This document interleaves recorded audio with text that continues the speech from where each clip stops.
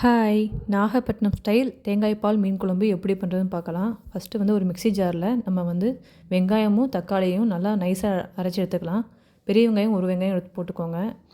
தக்காளி வந்து 2 தக்காளி எடுத்து வச்சுக்கோங்க. நல்லா மையா நைஸாக அரைச்சி எடுத்து வச்சுக்கோங்க. இது வந்து குழம்பு திக்காக இருக்கிறதுக்கு நான் வந்து மண்சட்டியில் தான் செய்ய போகிறேன். மண்சட்டியில் நல்லெண்ணெய் ஊற்றிக்கோங்க. தேங்காய் எண்ணெய் டேஸ்ட் பிடிக்கும்னா தேங்காய் எண்ணெய் கூட எடுத்துக்கலாம் நம்ம. சட்டி சூடான உடனே நல்லெண்ணெய் ஊற்றிட்டு அது நான் எண்ணெய் காஞ்ச உடனே 1 டீஸ்பூன் கடுகு உளுந்தம் பருப்பு, கொஞ்சம் சீரகம்,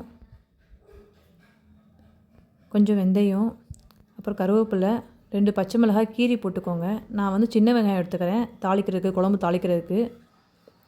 சின்ன வெங்காயம் ஒரு 10 பல், ஒரு 10 பல் பூண்டு நல்லா போட்டு நல்லா அது கோல்டன் கலர் வர அளவுக்கு ஃப்ரை பண்ணிக்கோங்க. தக்காளி அரைக்கிறதுக்கு 2 எடுத்துருக்கோம். இப்போ ஒரு தக்காளி போட்டால் போதும். தக்காளி அதிகமாகிடுச்சுன்னா அப்புறம் நம்ம புளி ஊற்றும்போது ரொம்ப புளிப்பாக இருக்கும். அதனால் தக்காளி வந்து 2 தக்காளி அரைச்சிருக்கும். ஒரு தக்காளி இதில் வந்து நல்லா கோல்டன் கலர் வந்தவுடனே தக்காளி சேர்த்து நல்லா அதையும் ரைட்டாக ஃப்ரை பண்ணிக்கலாம்.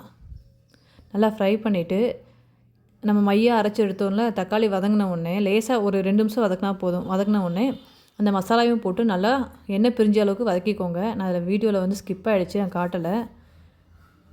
அது வதங்குற நேரத்தில் நம்ம ஒரு பாத்திரத்தில் வீட்டு மிளகாத்தூள் எடுத்துக்கோங்க. நான் ஒரு 2 டேபிள் ஸ்பூன் வீட்டு மிளகாத்தூள் போட்டுக்கிறேன்.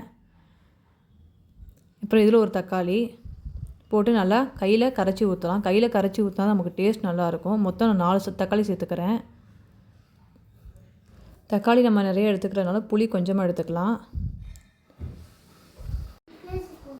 கையில் கரைக்கிறது தான் நமக்கு மேக்ஸிமம் கைப்பக்குவம்னு சொல்லுவாங்க.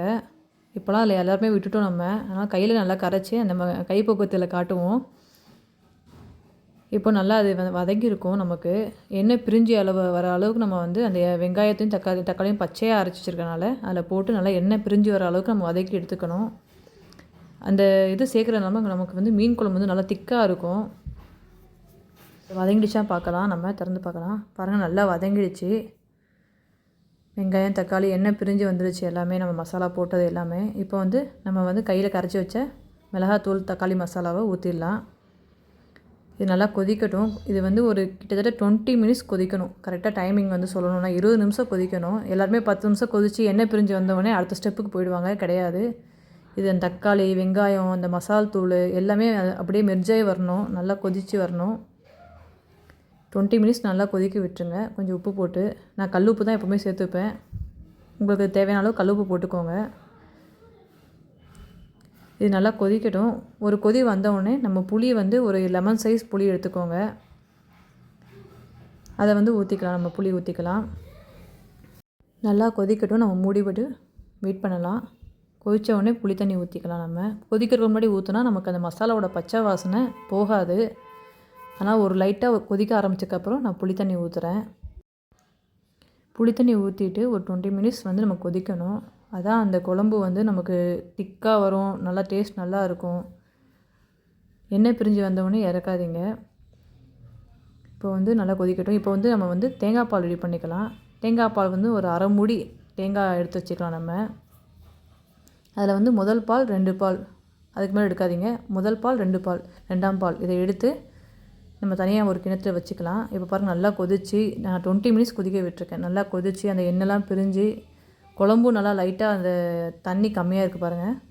இப்போ தான் நம்ம வந்து மீன் சேர்க்கணும். நான் சங்கரா மீன் சேர்த்துக்கிறேன்.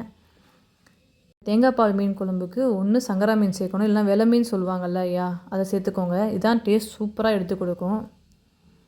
இப்போ வந்து மீன் போட்டு நல்லா ஒரு 2 கொதி வர வரைக்கும் நம்ம வெயிட் பண்ணலாம். மீன் போடும்போது குழம்பு லைட்டாக திக்காக இருக்கணும். ஏன்னா மீன் போடும்போது நமக்கு தண்ணி விடும் குழம்புல. அதனால் நான் தண்ணி ஊற்றலை. இப்போ பாருங்கள் குழம்பு கொதிக்க ஆரம்பிச்சிருச்சு. மீனும் நல்லா வந்துட்டுருக்கு. நல்லா அகலமான கரண்டி வச்சுக்கோங்க. அதான் மீன் உடையாது நம்ம வந்து அந்த மீன் எடுத்து விடும்போது. இது வந்து ஒரு 5 பேர் சாப்பிட்லாம் நான் சொன்ன பக்குவத்துக்கு. பாருங்கள் மீன் நல்லா வெந்துட்டுருக்கு.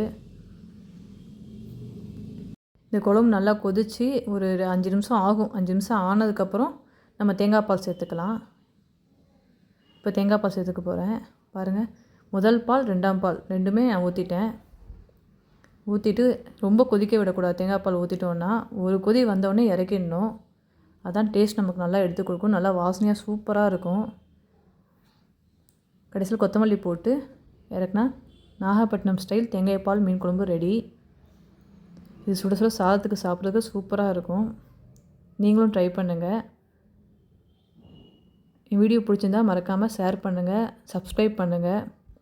ஏதாவது டவுட்னா கமெண்ட்டில் கேளுங்க. மண்பாத்தில் செஞ்சனால இறக்கி வச்சதுக்கப்புறமும் குழம்பு கொதிச்சிட்ருக்கு. பாருங்கள் சுட சுட சூப்பராக இருக்குன்ட்டு. இப்போ சுட சுட சாதம் குழம்பு ஊற்றி ஃபிஷ் ஃப்ரை வச்சு சாப்பிட்டா சூப்பராக இருக்கும். நீங்களும் உங்கள் வீட்டில் ட்ரை பண்ணுங்கள், குழந்தைங்களுக்குலாம் கொடுங்க. பை.